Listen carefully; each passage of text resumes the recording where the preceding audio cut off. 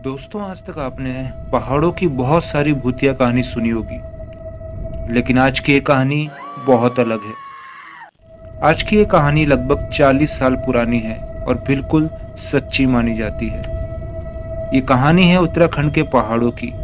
उत्तराखंड में देहरादून के पास एक सुनसान सा इलाका हुआ करता था, जहाँ एक छोटा सा गांव था, जिसमें कुछ गिने चुने ही घर थे और वो भी पहाड़ों की ऊंचाइयों पे बने हुए थे।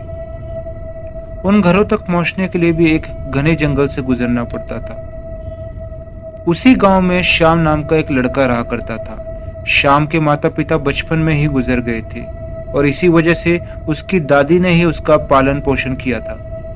जब श्याम बड़ा हुआ तो उसकी दादी भी चल बसी और उसके बाद श्याम ने खूब मेहनत करी और अपनी मेहनत की बदौलत उसने आर्मी की भर्ती क्लियर कर ली। श्याम लगभग 2 साल बाद फौज से 1 महीने की छुट्टी लेकर गांव आ रहा था। देहरादून पहुंचने के बाद गांव के लिए आगे की कोई बस सर्विस न होने की वजह से श्याम को पैदल ही गांव की तरफ रात के समय चलना पड़ा। लगभग 5 किलोमीटर चलने के बाद श्याम रात के 2 बजे उस जंगल में पहुंचता है जिसके आगे उसका गांव पड़ता था। जब वो उस जंगल से गुजर रहा था तो अचानक से उसे उस जंगल के एक कोने से किसी लड़की के जोर जोर से रोने की आवाज आ रही थी। श्याम पेशे से एक फौजी था और बहुत ही ज्यादा बहादुर भी था। इसी वजह से श्याम उस रोने वाली आवाज की दिशा की तरफ आगे चल पड़ता है, ताकि वो देख पाए कि इतनी रात को उस घने जंगल में कौन रो रहा है। जब श्याम थोड़ा आगे चला तो उसने देखा कि एक पीपल के पेड़ के नीचे एक जवान लड़की बैठी थी और वो जोर जोर से रो रही थी। श्याम उस दृश्य को देखकर थोड़ा हैरान सा हो गया। श्याम ने फिर उस लड़की से हल्की आवाज में पूछा कि तुम कौन हो और इस वक्त यहाँ क्या कर रही हो? तुम्हारा घर कहाँ है और तुम क्यों रो रही हो? लड़की अचानक से श्याम की तरफ देखती है और फिर कहती है कि मुझे कुछ याद नहीं है कि मैं कौन हूँ और यहाँ कैसे पहुंची। श्याम ये सब सुन के थोड़ा अचंभित सा हो गया था। फिर वो उस लड़की से पूछता है कि तुम अब कहाँ जाओगी? वो लड़की बहुत सोचती है और फिर और जोर से रोने लग जाती है, तो श्याम उसको सांत्वना देने लग जाता है।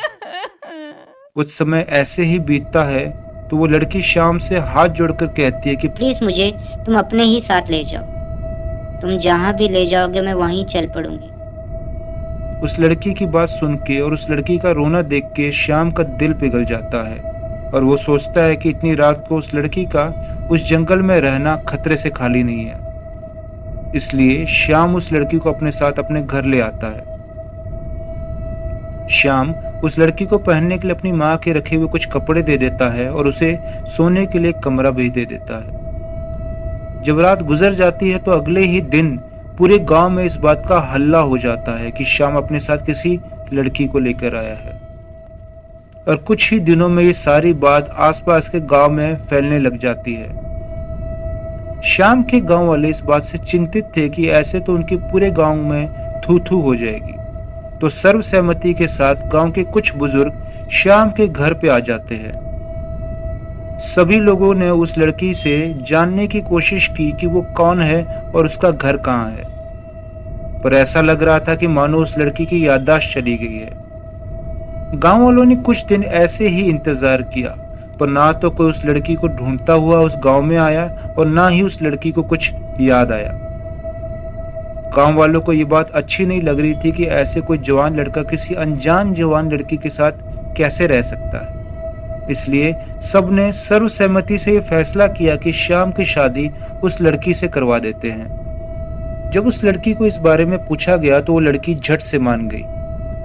इतने दिन साथ में रहने की वजह से श्याम को भी उस लड़की से लगाव हो गया था, इसलिए श्याम ने भी शादी के लिए हाँ कर दी।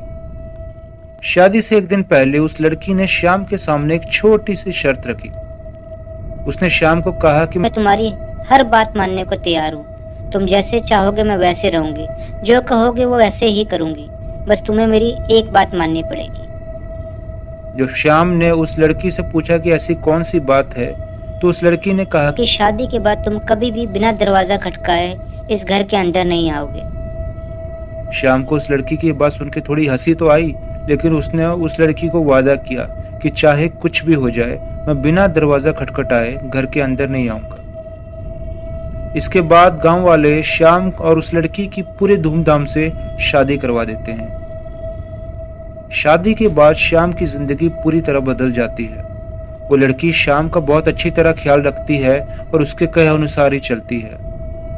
ऐसे ही लगभग उनकी शादी को 10 साल हो गए थे और उनके अब 2 प्यारे प्यारे बच्चे भी थे।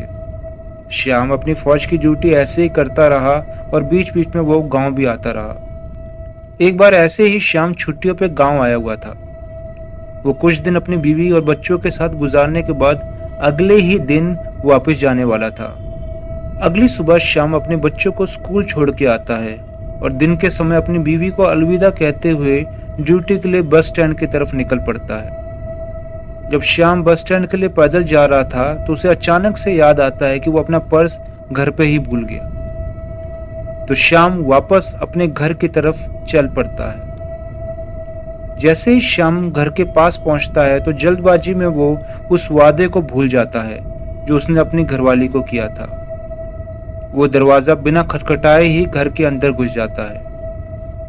जैसे ही वो घर के अंदर जाता है तो वो देखता है कि उसकी घरवाली मिट्टी के चूल्हे पे रोटी बना रही थी। ये दृश्य देख के श्याम बुरी तरह चौंक जाता है।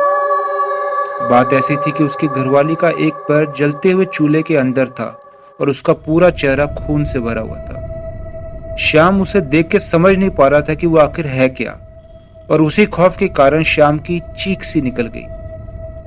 उसकी चीख सुनकर अचानक से उसकी घरवाली का ध्यान उस पे गया और वो उसे देखते ही बहुत गुस्सा करने लग गई।